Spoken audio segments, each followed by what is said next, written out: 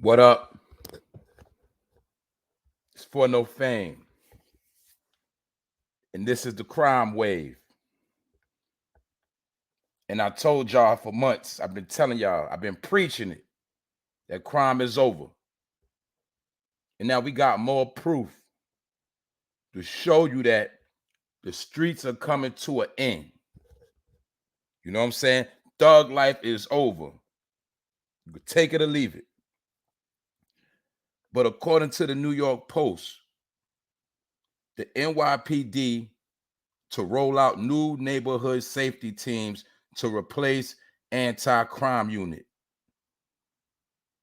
The NYPD will introduce neighborhood safety teams in order to reduce violent street crimes, according to a memo. Now, y'all got to understand, for my people that live in the town, y'all already know what time it is. But see, it's going to start in New York first, but it's going to happen all over the country. Because due to the pandemic, things are getting out of control, and you watching a lot of savages in the last day that have lost their mind, and they doing anything for $1. Because if you're not legit, like I told you, if you are not verified as an upstanding citizen, you will be considered as a criminal and a threat to society. And we recently seen a lot of women being victims. We've seen a lot of elderly people become victims. And we also seen a lot of children become victims. But now we got proof of how things are about to get cleaned up. And a lot of people are about to go to jail. Now, this is the story from the New York Post. The NYPD will soon roll out a new hybrid plainclothes police squad to combat gun violence in the Big Apple, in what appears to be a revamped version of the disbanded anti-crime unit, the Post has learned. The new units, dubbed neighborhood safety teams, will replace the uniformed public safety teams in the top 30 commands where shootings have surged within the last year, according to a memo sent out Friday by Chief of the Department, Ken Corey. Neighborhood safety teams will be responsible for addressing violent street crimes, specifically targeting predators who carry and use firearms. According to the memo obtained by the Post, they will perform duty attired in a hybrid plainclothes uniform, and their name, rank, and shield number will appear on their outermost garment at all times so that the public and officers can identify them as members of the service. So as you see in this picture right here, this is how they're going to be dressed.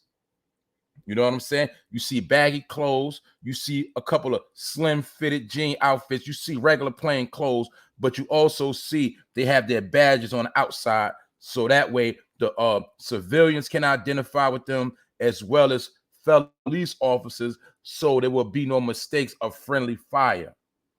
But they're going to be on the streets at a large number, cracking down on crime and making sure the civilians are safe.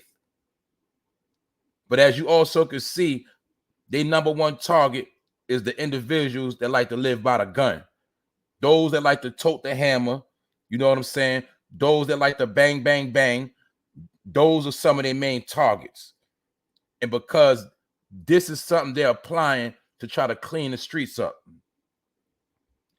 So that's why I'm trying to tell you, you know what I'm saying? You got to get your life in order, because you're not going to be able to make it if you think you're going to live a life of crime.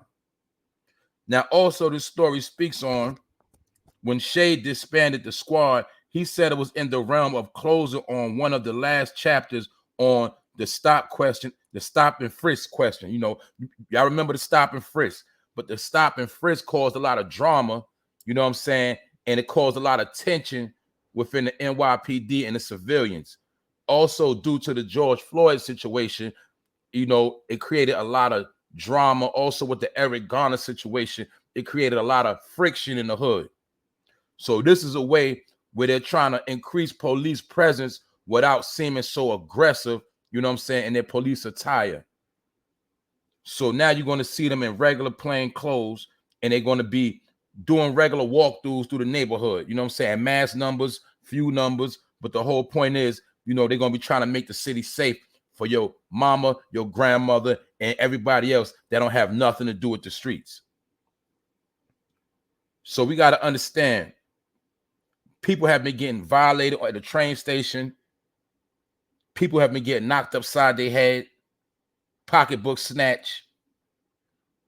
We've been seeing all type of things going on in the pandemic. But now, also, they're going to be wearing body cameras for footage as well. So at the end of the day, the anti-gun cops will wear body-worn cameras while on patrol, and their vehicles will have dashboard cameras according to the memo. Each unit will be supervised by a lieutenant, will have a ratio of 1 sergeant for every 5 cops or detectives. That's what the memo said. You dig? So they're trying to go about this the right way. They don't want to have no foul incidents. And as you just heard, for every 5 officers is going to be a sergeant watching them, being held accountable for their actions. So we're going to see how this whole thing plays out.